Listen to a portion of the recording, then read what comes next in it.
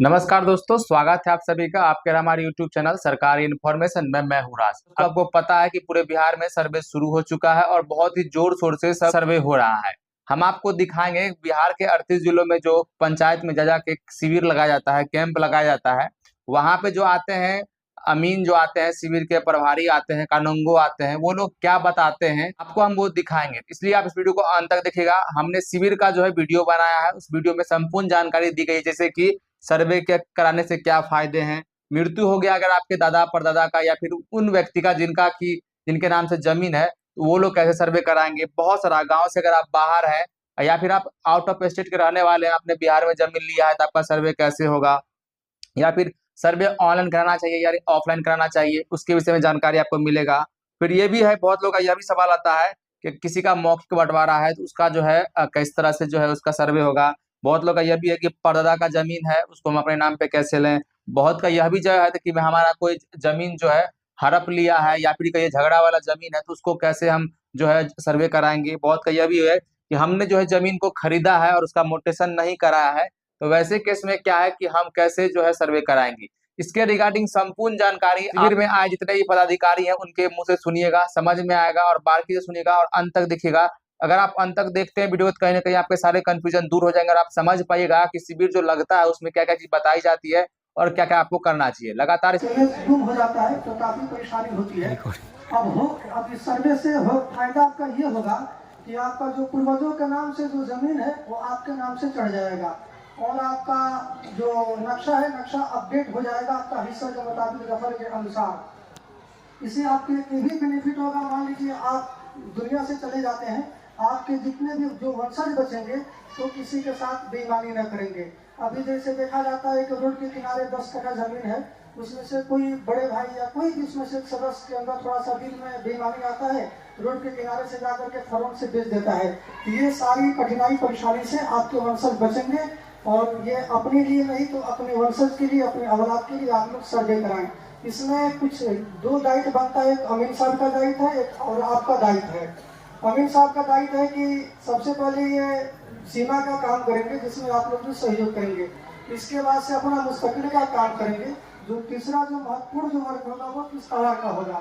किश्तवाड़ में ये होता है कि अमीन साहब हर प्लॉट पर जाएंगे और सभी आदमी का वहाँ पर जैसे उपस्थिति होना है, एक जैसे पश्चिम और उत्तर के भंडार कोना से काम चालू होता है। तो जैसे जैसे बारी आएगा आप लोगों से यही मतलब गुजारिश है कि सभी लोग अपने अपने प्लॉट पर जाकर के अपना अपना दखल लिखाएंगे। दखल नहीं लिखाएंगे अन्यथा कोई दूसरे आदमी अगर लिखा दिया तो फिर खाता खोलने में या फिर आपको भी परेशानी पड़ जाएगी, हम लोगों को तो परेशानी का सामना करना ही पड़ सकता है। उसमें अगर मान लीजिए किसी से कोई विवाद वगैरह हो तो वहीं पर बता देंगे हमें हिसाब से कि ये विवाद है, इस पे दो पार्टी का आपस में झगड़ा चल रहा है या मुकदमा चल रहा है किसी सिविल कोर्ट में, किसी न्यायालय में, कि आप लोगों का कर्तव्य बनता है कि आप लोग अमीन साहब को बताएंगे। इसलिए हम लोग सारे लोग बाहरी हैं, हम लोगों को पता नहीं है कि किस जमीन, कौन जमीन किसका है, किस जमीन पे विवाद चल रहा है। इसमें आगे आप लोगों को चढ़ बढ़ करके हिस्सा लेना है। इसके बाद फिर आपसे जो वहाँ पर लिख लेंगे, आपका नाम लिख लेंगे। नाम लिखने के बाद फिर आपसे वो मांगेंगे कि ये जमीन हासिल कहाँ से हुई, आप उसका साक्ष्य दें। आप साक्ष्य के तौर पर दस्तावेज केवाला खतियानी रियत के वंशज है तो खतियान जमा करेंगे, वो देंगे तो उसके आधार पर खाता दिया जाएगा। अगर कोई साक्ष्य नहीं है तो अभी उसका खाता नहीं दिया जा सकता है। यही इसी सिलसिलेवार हम लोगों का सर्वे का काम मतलब कि चलेगा। इसमें जैसे बहुत सारे लोग ऐसे आते हैं कि पूर्वज के नाम से जमीन है, मौखिक बंटवारा कर लिए हैं लोग। जैसे दादाजी के नाम से 5 बीघा जमीन है, 5 भाई है, 1-1 बीघा जमीन उसको आपस में बंटवारा कर लिए हैं, मौखिक बंटवारा कर लिए। तो उसमें 100 रुपये के स्टाम्प पेपर पर आप लोग सहमति बना कर दे देंगे। तो जैसे जैसे बंटवारा हो गया है तो उसके अनुसार आप लोगों को खाता दे दिया जाएगा, नहीं तो फिर संयुक्त खाता खोल दिया जाएगा। ये सारी चीजें आप लोगों को बतानी है कि मान लीजिए हमारे पिताजी के नाम से 10 कट्ठा जमीन है, उसमें से एक भाई अपने हिस्सा की जमीन बेच दिया है, आप लोग बताएंगे तभी तो हम लोग काम करेंगे। वरना मान लीजिए 2 भाई 5-5 कट्ठा शेयर है, एक भाई ने अपने 5 कट्ठा का शेयर बेच दिया, फिर हम लोग बताएंगे नहीं तो हम लोग क्या करेंगे, वही 5 कट्ठा में फिर दोनों भाई का नाम जुड़ जाएगा। फिर आप लोग खड़ा हो जाएगा, भाई आप लोग गलत कर दिए। ये आप लोग इसमें चढ़ बढ़ करके हिस्सा लेना है और बताना है, सारी बात अमीन साहब के साथ देना है। और ये बंसावली जो खतियानी जमीन है उसमें वंशावली कंपलसरी है, ताकि आप लोगों को पहचान की जाए कि आप फला आदमी के वंशज में से आते हैं। इसी तरह हम लोगों का सर्वे का काम चलेगा और आप लोग को जो भी मतलब कागजात है पत्र 2 में भर करके अमीर साहब के पास आप लोग जमा कर देंगे। प्लॉट भी अभी से जमा कर देंगे। उसके बाद से कुछ दिन के बाद आपका प्लॉट का जांच होना चालू हो जाएगा। इसमें उम्मीद है कि सारे लोग ईमानदारी आकर के अपना अपना जमीन लिखाएंगे। इसमें आप लोगों से चलते चलते एक बात बता दूं, सबसे पहले इसमें ईमानदारी का होना जरूरी है। ईमानदारी और शांति रहेगी, उम्मीद है कि ज़्यादा बराबर भी जमीन बाकी नहीं रहेगी, सबका खाता खुलेगा। अगर शांति भंग करेंगे आप लोग तो हम लोग क्या करेंगे, किसका हम लोग पक्ष लेंगे, तो वहीं से दिक्कत आती है। तो ईमानदारी और शांति आप लोग बनाए रखेंगे, काम को कराएंगे और इस सबको पूरा सहयोग करेंगे। और बाकी बातें उसका ये फॉर्म है, उसमें सबसे पहले राजस्व ग्राम का नाम लिखना है, थाना नंबर लिखना है, हल्का नंबर है, पुलिस थाना है, अंचल है, जिला है। इसमें सबसे पहला कॉलम है रैयत का नाम लिखना है। इसमें आप लोग का कंफ्यूजन होगा, रैयत के नाम में जो मालिक बताते हैं, जो खुद किसान है, जो अभी जोत रहे हैं, वो अपना नाम लिखेंगे। भले ही खतियानधारी का आपके पूर्वज के नाम से होगा, लेकिन आप अपना नाम ही यहाँ पे नोट करेंगे। और रही बात जो आपका खतियानधारी से नाम मिलाने का, तो इसलिए वंशावली बनवाया जा रहा है, जिससे हम सत्यापन कर लेंगे कि आप उनके ही वंशज हैं। इसलिए आप यहाँ पे अपना नाम दर्ज करेंगे। उसके बाद अस्थाई पता है तो अपने गांव का नाम लिखेंगे। उसके बाद संबंधित खाता नंबर लिखेंगे। उसके बाद खसरा नंबर लिखेंगे।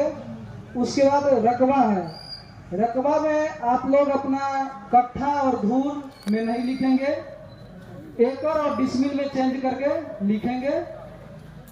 उसके बाद चौहद्दी के नाम में चौहद्दी लिखेंगे। किस्म ऑफ जमीन है, किस्म ऑफ जमीन में आप लोग अगर 2 फसल करते हैं तो उसमें सिंचित लिखेंगे, 1 फसल करते हैं तो भीट लिखेंगे। इसी तरह जिस प्रकार की जमीन है उस किस्म का नाम लिखेंगे।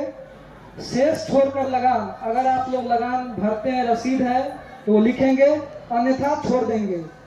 जमाबंदी संख्या, अगर जमाबंदी खुला हुआ है तो जमाबंदी संख्या लिखेंगे, अगर नहीं है तो नहीं लिखेंगे, छोड़ देंगे।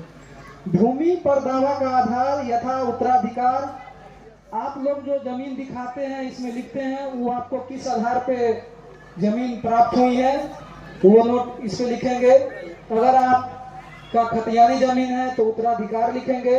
अगर आप दस्तावेज जो परचेज करते हैं, सेल डीड, उसमें क्रय की गई जमीन के बारे में लिखेंगे।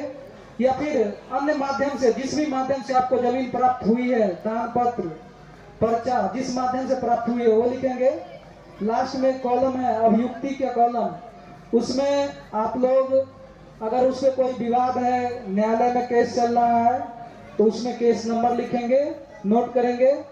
और इस बात की अगर कोई भी जमीन पे विवाद है तो आप लोग किस्तवार के समय अवश्य बताएं अपने अमीन साहब को, जब प्लॉट वेरिफिकेशन के लिए जाएंगे उसमें अपना केस का नंबर नोट करवा देंगे।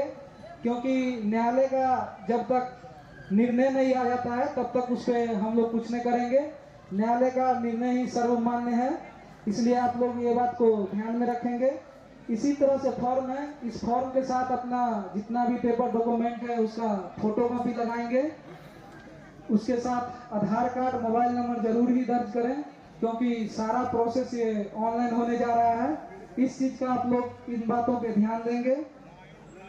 और एक बात रही, खतियानी जमीन में अगर आप लोगों का खाता अलग अलग दर्ज कराना चाहते हैं तो अभी सर आप लोगों को पहले बताया भी है, लेकिन फिर से हम एक बार रिपीट कर देना चाहते हैं। अगर आप खतियानी जमीन को चाहते हैं कि अलग अलग वंशज में अपना अलग अलग खाता लेने के लिए, तो आप लोग 100 रुपए का स्टाम्प पेपर पर अपना बंटवारा शेड्यूल बना लेंगे और उसमें आप कितना हिस्सा उसमें रखते हैं वो दर्ज कर देंगे और उस आधार पे आप लोगों का अलग अलग खाता दर्ज कर दिया जाएगा, आप लोगों का अलग अलग खाता मिल जाएगा।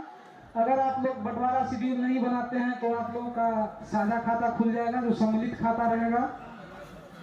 और वंशावली बनवा रहे हैं तो उसमें एक चीज का ध्यान रखेंगे, जो वंशावली आप लोग का जो जिनका खतियान में नाम है, जो सबसे आपके वंशज है, उनका नाम से लिखना है। और अभी जो सबसे श्रेष्ठ आदमी है जीवित घर में, उनके नाम तक ही लिखें। इन बातों का आप लोग ध्यान रखेंगे। और अगर आप लोग की कोई समस्या है, कोई सवाल है तो आप लोग पूछ सकते हैं। फिर से एक बार रिपीट करते हैं, अगर दाखिल खारिज नहीं हुआ है, आप लोगों का उस पर शांतिपूर्ण दखल है तो आप लोगों का खाता खोल दिया जाएगा। अगर इसके अलावा कोई सवाल है तो आप लोग पूछ सकते हैं।